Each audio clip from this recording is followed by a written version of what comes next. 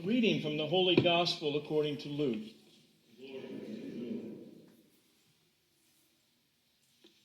While some people were speaking about how the temple was adorned with costly stones and votive offerings, Jesus said, "All that you see here, the days will come when there will not be left a stone upon another stone that will not be thrown down." Then they asked him, "Teacher, when will this happen? And what sign will there be when all these things are about to happen?" He answered, "See that you not be deceived. For many will come in my name, saying, 'I am he,' and the time has come. Do not follow them. When you hear of wars and insurrections, do not be terrified, for such things must happen first. But it will not immediately be the end." Then he said to them, "Nation will rise against nation, and kingdom against kingdoms. There will be powerful earthquakes, famines, and plagues from place to place. And awesome sights and mighty signs will come from the sky. Before all this happens, however, they will seize and persecute you. They will hand you over to the synagogues and to prisons, and they will have you led before kings and governors because of my name. It will lead you to giving testimony. Remember, you are not to prepare your defense beforehand, for I myself shall give you a wisdom in speaking, that all your adversaries will be powerless to resist or refute. You will even be handed over by parents, brothers, relatives, and friends, and they will put some of you to death. You will be hated by all because of my name, but not a hair on your head will be destroyed. By your perseverance, you will secure your lives." The Gospel of the Lord.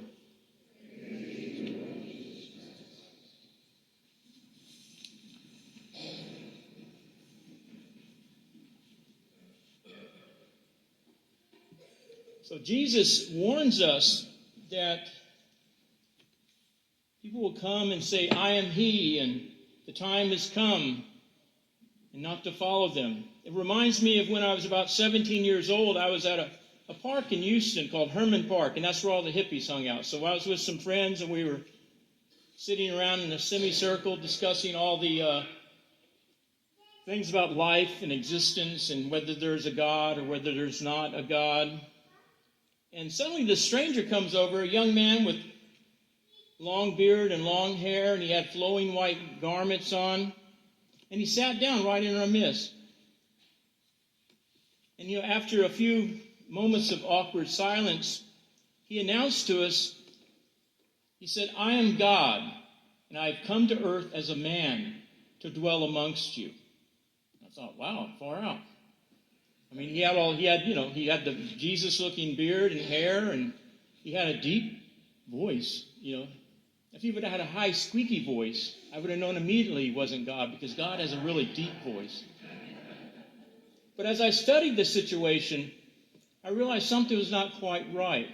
I noticed that he was smoking a cigarette. So I asked him, "If you're God, then why are you smoking a cigarette?" And he said, "If I did not smoke, you would not accept me as one of you." And I thought, okay. Needless to say, we did not accept him. So in today's gospel, Jesus, he actually predicts two events: the destruction of the temple in Jerusalem and his second coming. At the moment of our death, we're judged. There's a particular judgment at the time of our death, heaven or hell. And then there's a final judgment when Jesus comes again at the end of time. Bishop Sheen said that Jesus will come when we least expect it, like a night watchman rattling his keys and saying, "It's closing time." So the final judgment doesn't alter the fate of those who have already died, because the particular judgment determines that. The final judgment actually enhances and completes the person, because we are reunited with our bodies. with the resurrection of the body that we profess to believe. The resurrected body is not like a material body with lumbago and arthritis.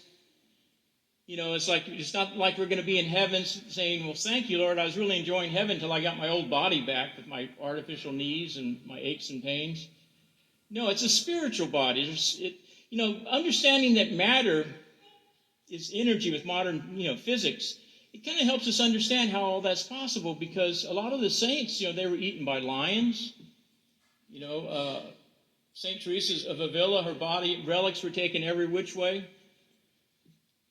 So somehow God rejoins that, and it enhances our glory in heaven, because the body is is the vehicle we used to get us to heaven.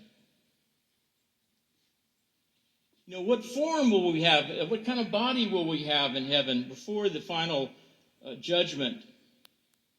We're not going to be some little spark floating around formless. Origen, one of the early church fathers, he said that we are spirit and soul. He says the spirit is invisible because it's in the image of God. He described the soul as sort of a subtle body. And in fact, the theologians also teach that the soul, it gives form to the body. And when the soul leaves the body loses its form. And of course, I love to read about the near-death experiences where they all describe that they've got some type of body. But it's not a complete body, because that comes at the final judgment. In today's gospel, Jesus also, he describes his coming, where he says, at that time you will see the Son of Man coming in a cloud of great glory. But he doesn't put a time on it. But when he predicts the destruction of the temple, he says it will occur within your generation. He said, I tell you the truth, this generation will certainly not pass away until all these things will happen. And Jesus also tells them to look for signs when the temple is going to be destroyed. He said, nations rise against nations. There will be earthquakes, famines, pestilence. There will be fearful events and great signs in the heavens. And there's an ancient Jewish historian. He was born in a priestly family. His name is Josephus Flavius. And he witnessed the destruction of the temple around 70 A.D. And he wrote about it in his book called The Antiquities of the Jews. Jesus, he warned, he says, before these things happen, they will seize and persecute you. Josephus wrote, prior to the destruction, the apostle James was martyred by the Sanhedrin. They threw him off the temple, and if that wasn't bad enough, he was still living, they clubbed him to death. And Josephus also wrote that many people at that time believed that the destruction of the temple was a result of what they did to James. Josephus also described various signs that precipitated the destruction of the temple. Just like Jesus predicted, there were great signs in the sky. Josephus described there was a star that resembled a sword, which stood over the city, a comet that continued all year.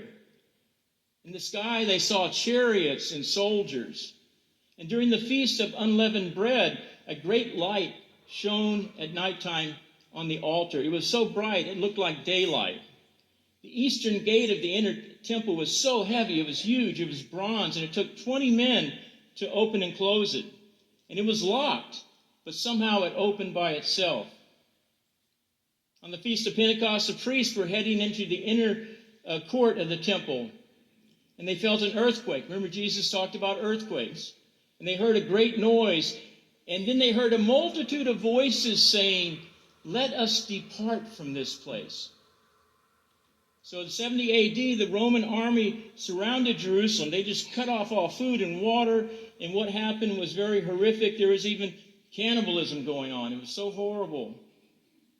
And when the Roman soldiers, the hardened soldiers of battle, went into the city after they conquered it, they were just horrified at what had happened. But it occurred just as Jesus predicted. And Jesus also warned his disciples that the destruction is coming. He said, when you see standing in the holy place the abomination that causes desolation, that was spoken about through the prophet Daniel. Let those who are in Judea flee to the mountains. So what was the abomination of desolation that Jesus warned about? In the book of Daniel, it's recorded that in the year 168 BC, a Syrian king, Antiochus, he desecrated the temple by setting up an idol of Zeus, and also he sacrificed a pig on the altar. And this was referred to as the abomination of desolation. The word abomination in Hebrew and in Greek refers to idol worship.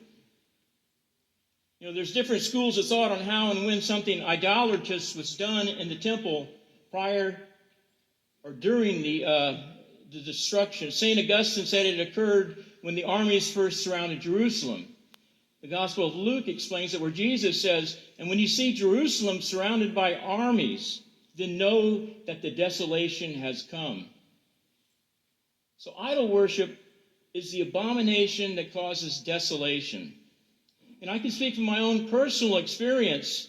When I was about 18 years old, I joined a Hindu sect, a branch of Hindu, where they practice what's called bhakti yoga. Bhakti means the yoga of service. But the main service, a huge percentage of it, was worshiping idols. And I even received what they call Brahmin initiation, where I wore a sacred thread and I can offer sacrifice to the idols. And what we would offer is food. We would offer to the idols incense, lamps made of ghee. It was, all these different things that we would offer like that. So I'm familiar with that, with the desolation that it brings. We also had a ritual that was performed at weddings and different special events like that. It's called Agni Yagna, which means fire sacrifice. It's a beautiful ceremony where a small fire was built and the Brahmin priest would get the fire going. He'd pour clarified butter in there, really, very flammable, give off a nice smell. And he would offer incense and he would offer fruit, bananas, rice, and prayers. He would chant Sanskrit prayers to God. And they believed that the smoke and the prayers, that smoke carries up the prayers and the offerings to God. But when I began my conversion, why I began my conversion is I found a time in life where I really needed to be with God. I really needed to receive some consolation from God through prayer. I was being oppressed with situations on the outside, and oppression always leads, whatever is oppressed on the outside goes within. So I wanted to go within to be with God. So I was trying my mantras, I was trying all the things that I had learned, and nothing, just a desolation and emptiness I felt. And then one day I remembered the prayers my grandmother had taught me when I was a little kid. The Lord's Prayer and the 23rd Psalm. I didn't remember all the words, but I remember little bits and pieces. And I felt this great consolation when I prayed these prayers. This great peace came over me. And then I realized maybe there is something to this Christianity. So that kind of started my journey. So when I began my conversion, coming back into the Catholic Church, the Lord put it in my heart very gently. He said, Mike, thanks for the bananas you offered me. But as a Catholic, you can offer me the greatest sacrifice ever offered. The sacrifice of my only begotten Son, his body, blood, and soul and divinity, and his sacrifice on Calvary, which is represented in the Mass, in the sacrifice of the Mass. So we have the ultimate sacrifice.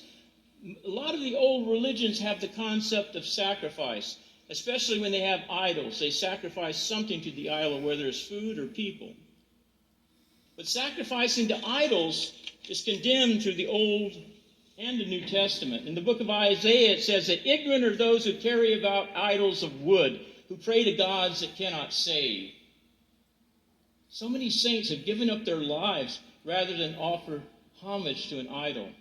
In our liturgy, our Eucharistic liturgy, we have Cosmos Damian and St. Agatha. They all three were martyred rather than give some homage to idols. They could have saved themselves by offering a stick of incense. but they went to their death. They went to the torture and death. You know, St. Isaac Jogues, he was in the 1600s, he was a Jesuit missionary to Canada, and he was captured by the Mohawks, and he was constantly being tortured. As soon as they got him in the canoe, they started chewing his fingers off for entertainment. One time they took him on a hunting trip to serve them. He was like a slave, and it was so cold, and they weren't able to get anything. They couldn't hunt and couldn't get any game, and they started blaming him. They said it's his bad magic because he's the black robe. And finally they caught something, or they killed something, they cooked it, and they offered the meat to one of their deities. And poor Isaac was starving to death. They didn't give him a blanket in the cold, and they offered him some knowing he wouldn't take it, almost like a joke, because he had seen what they had done with it, and he wouldn't eat it. You know, it's just amazing the fortitude that they had. In South America, actually, there's idol worship that still goes on. But a long time ago, especially with the Incas worship a god called Inti and an earth goddess called Panchamama. Panchamama, according to the Incas, lived beneath the mountains and would cause earthquakes if she wasn't placated. They believed that she was a deity that represented Mother Earth as a protector, provider, and source of all life and fertility. And despite the teaching of the church and its efforts to evangelize, these things are still worshipped in South America. During the days of the Inca, there's archaeological evidence that states that they offered children to Pachamama. Now they only offer llamas and guinea pigs. When the Spanish missionaries arrived in South America, they had such bravery, such detachment for the love of God, because once they got on those ships and traveled here, they're never going to see their families again. And a lot of them died through martyrdom or disease at very young ages. But they brought the knowledge to the people, indigenous people, of the one true God. They brought the most perfect sacrifice, the Mass, where Jesus is offered up body, blood, soul, and divinity to the eternal Father. And the missionaries taught the people. They instructed them. They told them that Panchamama is not their mama, that the Blessed Mother, Our Lady of Guadalupe, is their mother, and that she's their life, their sweetness, their hope, and will always protect them. You know, in 1531 in Mexico, Our Lady of Guadalupe told Juan Diego, she said, "Listen and let it penetrate your heart. Do not be troubled or suffer grief. Do not fear any illness, vexation, anxiety, or pain. Am I not here who am your mother? Are you not under my shadow and protection? Am I not your fountain of life? Are you not in the folds of my mantle, in the crossing of my arms? Is there anything else that you need?" So today, as we receive Jesus in Holy Communion, let's thank him for the gift of his mother, who lovingly holds us in the crossing of her arms and shelters us in the folds of her mantle. And let's pray for the grace to appreciate the great gifts that we have, what has been given to us in our Catholic faith that helps us to grow in love for Jesus, who's the way, the truth, and the life. And especially pray for those who are still engaged in idolatry, that they may open their heart to knowledge of the one true God.